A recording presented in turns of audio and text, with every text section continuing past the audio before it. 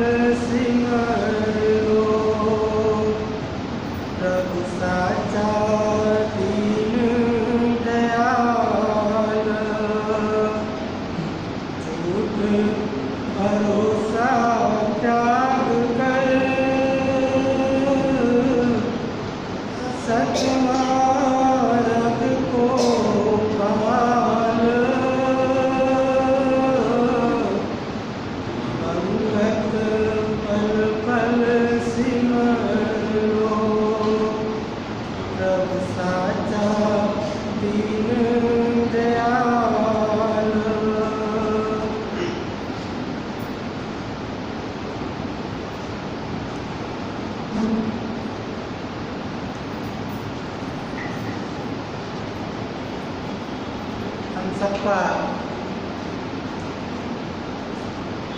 सारा जीवन एक अनुभव है। अनुभव की चीज़ सर्वोपरि होती है। किसी दूसरे के मुख से कोई बात सुने, उसका कितना महत्व है, और यदि एक हमारे अनुभव की बात हो, उसका महत्व सर्वोपरि होता है। अनुभव क्या है हम सबका? हम सब देखते हैं कि यदि अपने जीवन के सारे कर्म पर, सारे प्रयास पर एक निगाह डालें, तो सबका एक प्रयास रहता है कि मेरे जीवन में अधिक से अधिक सुख आए, अधिक से अधिक शांति आए। और इसी सुख और शांति की प्राप्ति की खातिर हम सारा जीवन कर्म करते रहते हैं, सुख को प्राप्त करने की खातिर और दुख ना आए इसकी खातिर। लेकिन ये जीवन का सबसे महत्वपूर्ण बिंदु है। सारा जीवन इसी के इर्द गिर्द घूमता है हमारा, सुख प्राप्ति की खातिर, शांति प्राप्ति की खातिर। लेकिन पूरा जीवन लगाने के पश्चात पूरा जीवन इसी कार्य में व्यतीत हो जाता है, और उसके बाद अनुभव क्या है कि सब कुछ करने के पश्चात भी जिस सुख की चाहना है वह सुख नहीं मिलता, जिस शांति की चाहना है वह शांति नहीं मिलती। सुख शांति मिलते नहीं और दुख पीछा नहीं छोड़ता।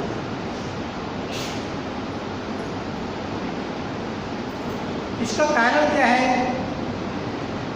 यदि इस पर विचार करें तो यही निर्णय सामने आएगा कि कहीं ना कहीं हमारे प्रयासों में कुछ कमी है, या हमारे मार्ग में कुछ कमी है, मार्ग गलत है। अज्ञानवश होता क्या है कि जब हमारे प्रयासों से सुख प्राप्त नहीं होता तो हम करते क्या है कि ऐसा लगता है कि प्रयास में कहीं कमी रह गई, तो उस सुख प्राप्ति के लिए थोड़ा प्रयास और बढ़ा देते कि शायद ये कमी रह गई, अब ये काम करूँगा तो शायद प्रयास सुख प्राप्त हो जाएगा। और ये चक्र सारा जीवन चलता रहता है। एक काम को छोड़कर दूसरा काम, एक प्रयास को छोड़कर दूसरा प्रयास, ये सारा जीवन चक्र चलता रहता है। लेकिन मुझको कभी वह सुख और शांति प्राप्त नहीं हो पाती जिसकी इच्छा लेकर मैं सारा जीवन चलता। तो इसका कारण क्या है? ये हमको शास्त्र बताते हैं। शास्त्र ये मार्ग बताते हैं कि वास्तव में कमी कहाँ पर है। गुरुदेव ने, अब आप देखिए शुरुआत कहाँ से होती है, हमको पता चलेगा कि मेरा प्रयास ही गलत था। अब हम देखें कि जिस खुशी के लिए या जिस शांति के लिए मैं प्रयास कर रहा हूँ, उसके पीछे धारणा क्या है। मैं जो खुशी चाहता हूँ वो वास्तव में मेरी खुशी है क्या, ये बात समझने की है। तो जब हम इस बात को सत्पुरुषों के वचनों से समझेंगे, सत्पुरुष इसमें क्या गाइड कर रहे हैं, जब ये बात समझेंगे तो हमको पता चलेगा कि वास्तव में जो मैं खुशी के लिए प्रयास कर रहा था, जो मैं सुख के लिए प्रयास कर रहा था, ये वास्तव में वो प्रयास ही गलत था मेरा। और जो प्रयास मैं कर रहा था इसका परिणाम सुख नहीं और दुख ही प्राप्त होना है। ये है रहस्य। ये सत्पुरुषों के मार्ग का लाभ है, ये सत्संग का लाभ है, ये शास्त्रों के सुनने का, उसके शास्त्रों को पढ़ने का, उसको सुनने का ये लाभ। अब आप देखिए हम खुशी क्या समझते हैं, कहाँ पर गलती है। ये सदगुरुदेव का एक सदगुरु गुरु उपदेश है, ग्रंथ श्री समता विलास। शुरुआत से ही हमको पता चल जाएगा कि मार्ग मेरा कहाँ पर गलत है और मैं आँख बंद करके इस मार्ग पर चल रहा हूँ। क्या कह रहे हैं, पहला उपदेश जितना स्पष्ट इन शास्त्रों में वर्णन किया शायद ये कहीं सुनने को ना मिले, जो महाराज जी ने वर्णन किया है। मन की खुशी को त्याग कर असली जिंदगी की तहकीकात कर, जिससे मुकम्मल शांति प्राप्त हो। आप देखिए, पहले ही जो हमारा मार्ग है यहीं से दुरुस्त होना शुरू हो गया। हम खुशी किसको कहते हैं? सारा जीवन हमारी खुशी का आधार है मन की इच्छाओं का पूरा हो। हमारे जीवन की खुशी का जो मूल है, जो आधार है, वो है हमारा मन।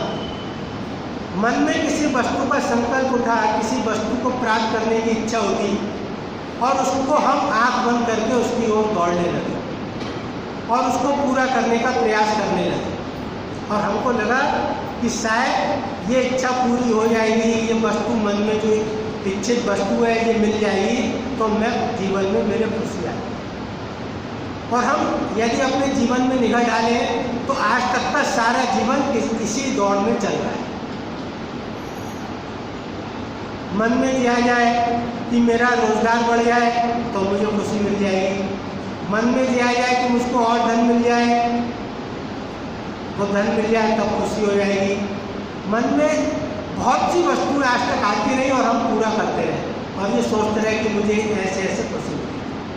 लेकिन सत्पुरुषों ने पूरी स्टार्टिंग लाइन ही बदल दी, जो हमारे वास्तविक खुशी की लाइन है। कह रहे हैं, मन की खुशी को त्याग कर असली जिंदगी की तहकीकात कर, जिससे मुकम्मल शांति प्राप्त हो। तहकीकात कर मतलब खोज कर और मुकम्मल मतलब स्थायी शांति प्राप्त हो। अब ये बताया कि वास्तव में मुकम्मल स्थायी और वो शांति मिलेगी कैसे? मन की खुशी को त्यागने से। बिल्कुल उल्टा मार्ग बदल दिया।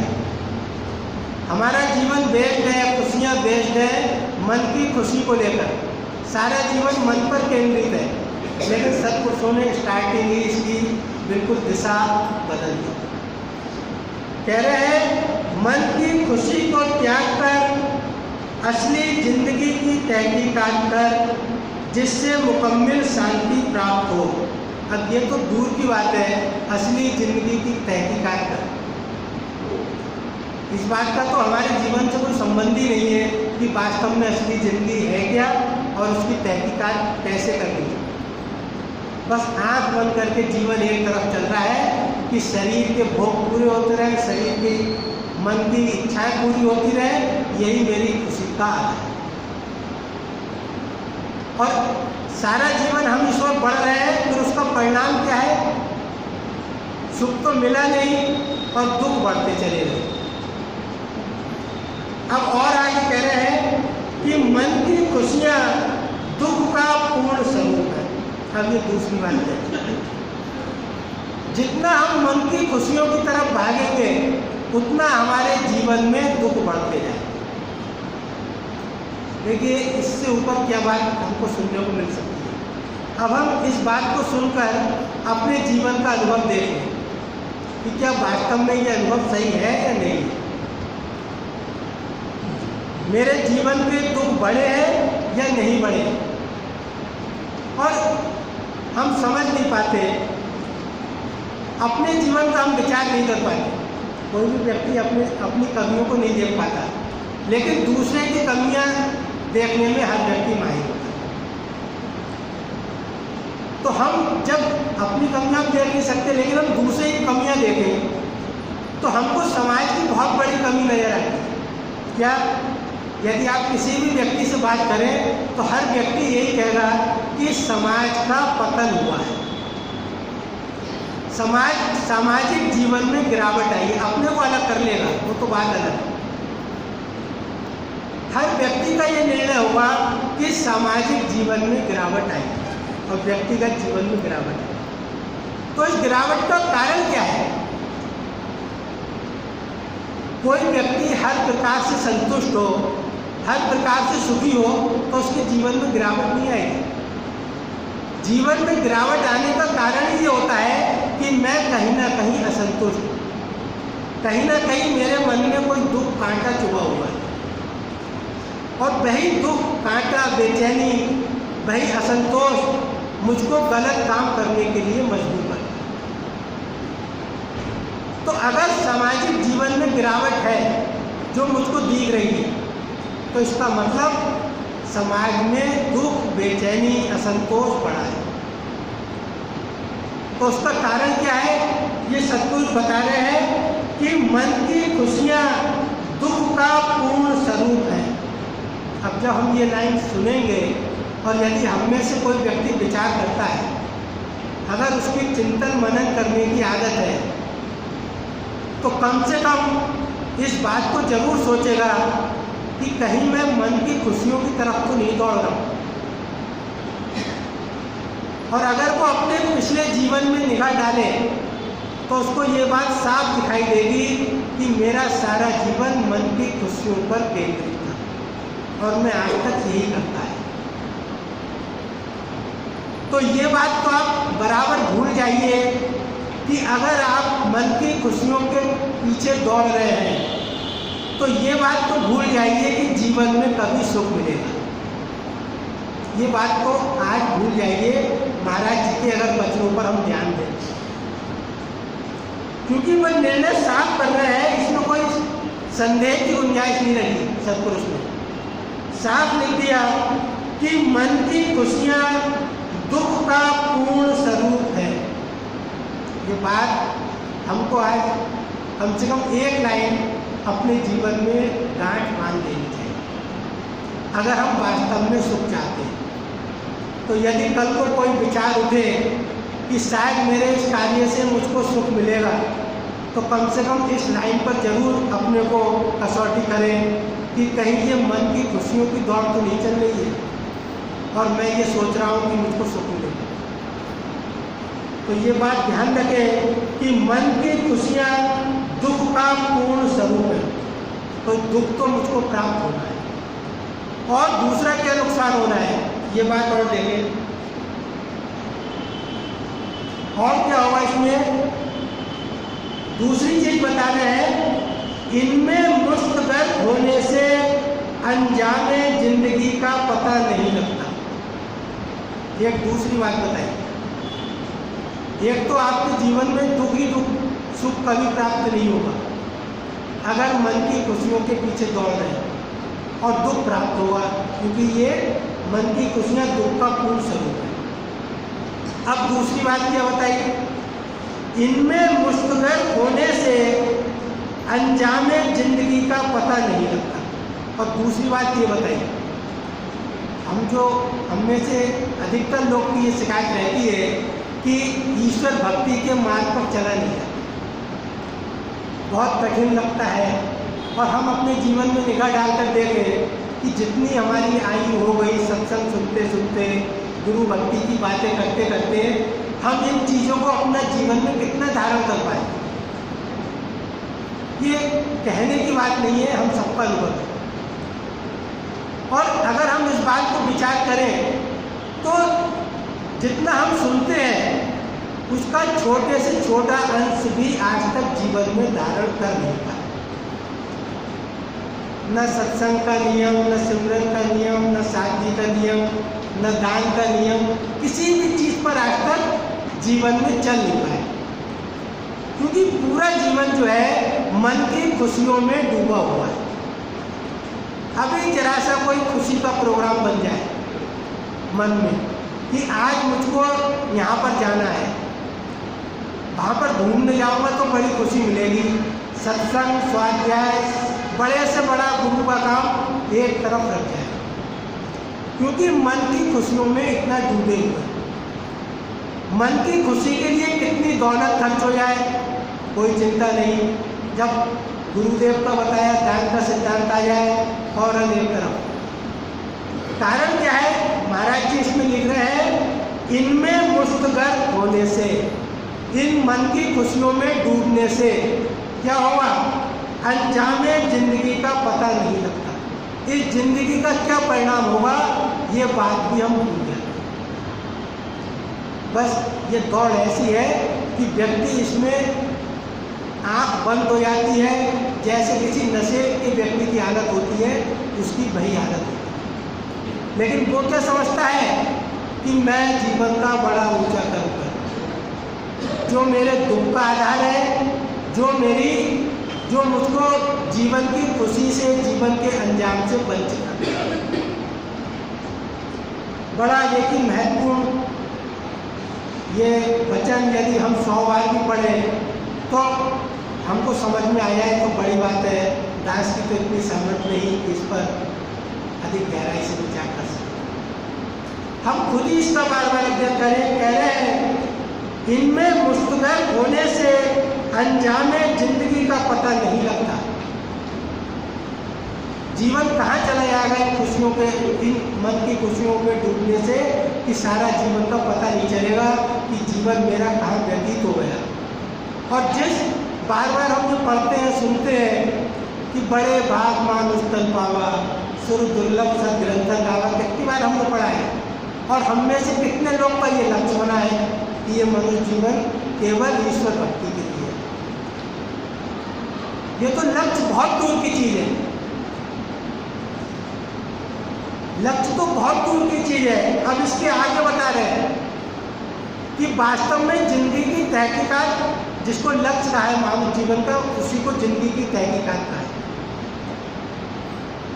तो वो कितने ऊपर की चीज है ये अगली लाइन में बता रहे हैं। अगली कह रहे हैं, जिंदगी की तहकीकात असली तहकीकात है। ये बात क्यों लिखी? क्योंकि हम सारा जीवन तहकीकात तो करते रहते हैं। अब देखिए कितनी बड़ी बड़ी रिसर्च खोज हो रही है, कितनी बड़ी खोजें हो रही है, लेकिन वो खोजें किस लिए हो रही है, किस लिए तहकीकात हो रही है? आप उसका खुद ही समझ सकते हैं। क्या वो तहकीकात ईश्वर भक्ति के लिए हो रही है, ईश्वर की खोज के लिए हो रही है? सारी तहकीकात, सारी खोजें, सारी रिसर्च किस लिए हो रही है? कि जीवन में और अधिक से अधिक सुख प्राप्त हो। ये कमी रह गई तो इसका क्या उपाय सोचा जाए कि ये सुख प्राप्त हो जाए। ये कमी रह गई तो और क्या? सारी तहकीकात इसलिए सतगुरु से लिख रहे हैं कि जिंदगी की तहकीकात असली तहकीकात है। ये बात तो कोई जानता ही नहीं है कि जीवन की तहकीकात असली तहकीकात है। अब ये हमारा ध्यान इस ओर क्यों नहीं जाता? आगे लिखा, देखिए कितनी महत्वपूर्ण बात है। जिंदगी की तहकीकात असली तहकीकात है जो मन, देह, इंद्रियां और प्राण की ममता के त्याग करने से प्राप्त होती है। इसलिए इसको गुरु उपदेश कहा गया।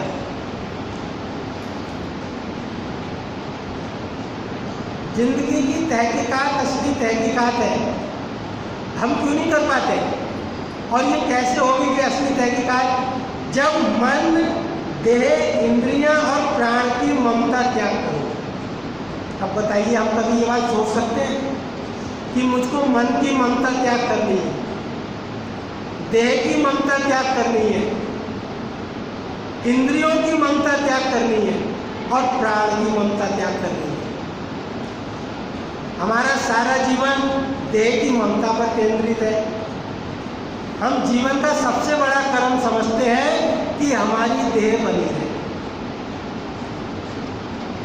देख लीजिए, पूरा जीवन का निचोड़ लगा के देख लीजिए, बस एक काम सबसे महत्व का है। क्या? देह की ममता, देह परायणता, देह के सुख बने रहे, देह का स्वास्थ्य बना रहे, देह की आयु बनी रहे। और होता क्या है? सारा प्रयास व्यर्थ चला जाता है। ये केवल एक थिंकिंग है बस। रोज हम संसार को आता जाता देख रहे हैं, सैकड़ों लोग हमारे बीच से चले गए, बड़े स्वस्थ चले गए, बड़े बीमार चले गए, बड़े धनवान चले गए, बड़े बलशाली चले गए, सब कुछ था जिन पर दुनिया का। लेकिन हमारी कोशिश क्या है कि सारा जीवन देह पर आएगा। तो इसलिए संत पुरुष क्या कह रहे हैं कि जिंदगी की तहकीकात असली तहकीकात है जो मन, देह, इंद्रियां और प्राण की ममता के त्याग करने से प्राप्त होती है।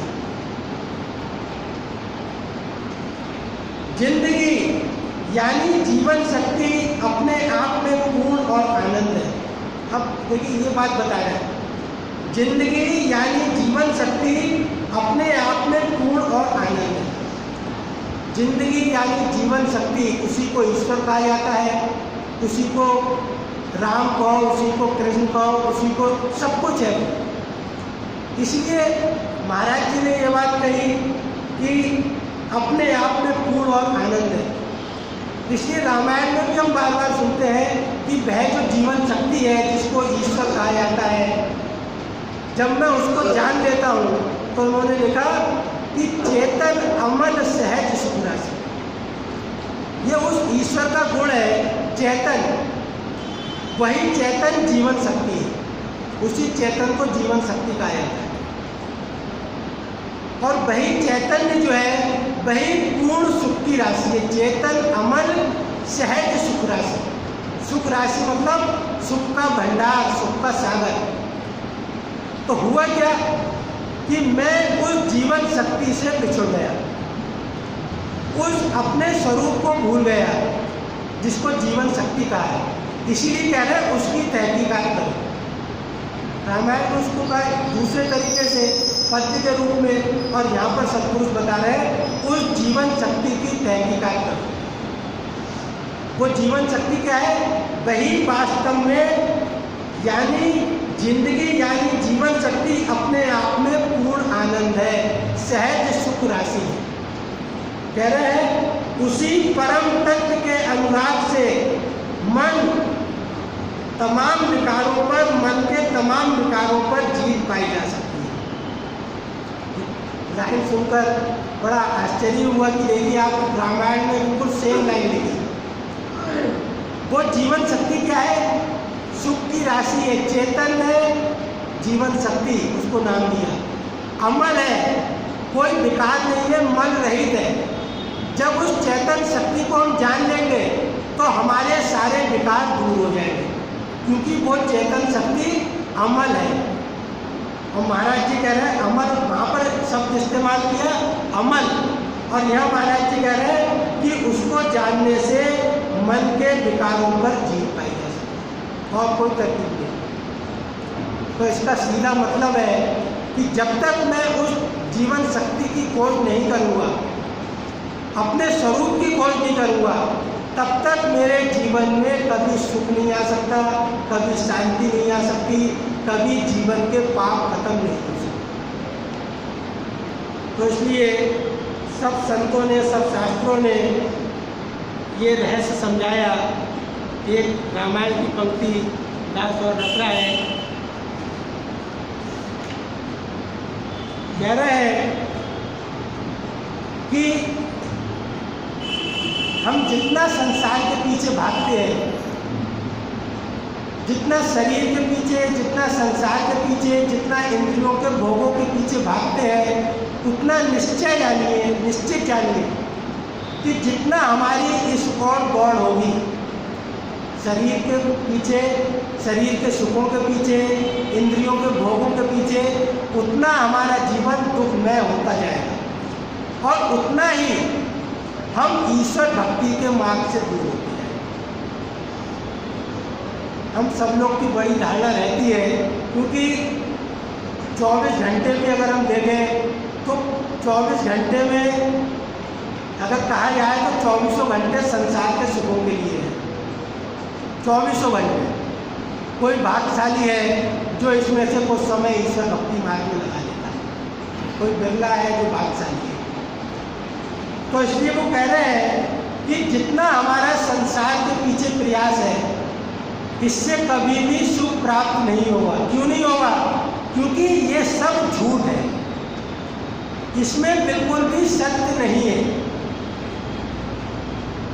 अब अगर हमने झूठ की कमाई की, अगर हमको रेगिस्तान में दूर कहीं जल नजर आ रहा है, हम सब जानते हैं ये बात शास्त्रों में बार बार कही जाती है कि रेगिस्तान में जब कहीं दूर से आप दूर देखें तो वहाँ पर जो रेत में सूर्य की चमक पड़ती है तो ऐसा लगता है कि वहाँ पर पानी है और हमारी दौड़ बढ़ती जाती है। तो जितना व्यक्ति दौड़ता है उतनी प्यास बढ़ती है और उतना वो जल दूर हो जाता है। तो ये हमारे जीवन का हाल है। इसलिए सतपुरुष कह रहे हैं कि जितना तुम इंद्रिय के भोगों के पीछे जा रहे हो ये सब झूठ है। रामायण में इसको लिखा कि गो गोचर जह लगी मन जाए। गो गोचर मतलब जितना इंद्रियों की जहाँ तक पहुँच है, इंद्रियों की पहुँच जहाँ तक है, अर्थात जहाँ तक इंद्रियाँ देख रही हैं। हम लोग बहुत सी बातें कहते हैं कि मैंने ये बात सुनी तो ये झूठ हो सकती है क्योंकि दूसरे व्यक्ति ने कहा, लेकिन ये मैंने अपनी आंखों से देखा है तो ये बात तो झूठ नहीं हो सकती। ये मैंने अपनी कानों से सुना है, ये बात झूठ नहीं हो सकती क्योंकि ये मेरा अनुभव है। लेकिन सतपुरुष ये बात निर्णय कर रहे हैं कि गो गोचर जय लगी मन जाए। जितना तुमको दिखाई दे रहा है, जितना तुमको सुनाई दे रहा है, जितना तुम महसूस कर रहे हो, जहाँ तक तुम्हारी पहुँच है दिखाई देने में, सुनने में, कर्म करने में, जहाँ तक पहुँच है, जह लग मन जाई सो सब माया जाने भाई। जहाँ तक आपकी पहुँच हो सकती है वो सब माया है, वो सब झूठ है। अब आप निर्णय कर लीजिए कि मुझको मैं सब दौड़ता हूँ इसलिए कि वो सत्य है, मुझको दिखाई दे रहा है, वो सब मेरे अनुभव में आ रहा है। लेकिन सत्पुरुषों ने निर्णय लिया कि वो सब झूठ है। ये बात हमारी समझ में नहीं आती। लेकिन एक जरा सा उदाहरण, यदि हम स्वप्न का देखें तो स्वप्न में हम सब कुछ देखते हैं, सब कुछ सुनते हैं, सब कुछ महसूस करते हैं, लेकिन क्या वो वास्तव में सत्य होता है? जब आँख खुलती है तो वो सब झूठ होता है। तो इसलिए यदि हम वास्तव में अपने जीवन में सुख शांति चाहते हैं और वास्तव में ईश्वर भक्ति चाहते हैं तो हमको ये लाइन अपने जीवन में गांठ बांध लेनी चाहिए कि मन की खुशियाँ दुख का पूर्ण स्वरूप है और इनमें मुस्तगर होने से अंजामे जिंदगी का पता नहीं लगता।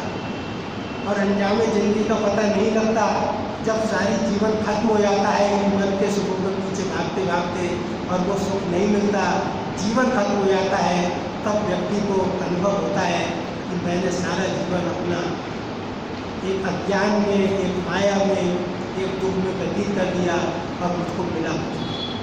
तो इस धोखे से बचने के लिए कम से कम अपना जीवन ये सत्संग में जरूर लगाएं और सत्पुरुषों के वचनों पर चिंतन मनन जरूर किया करें ताकि हमारा मार्ग हो सके।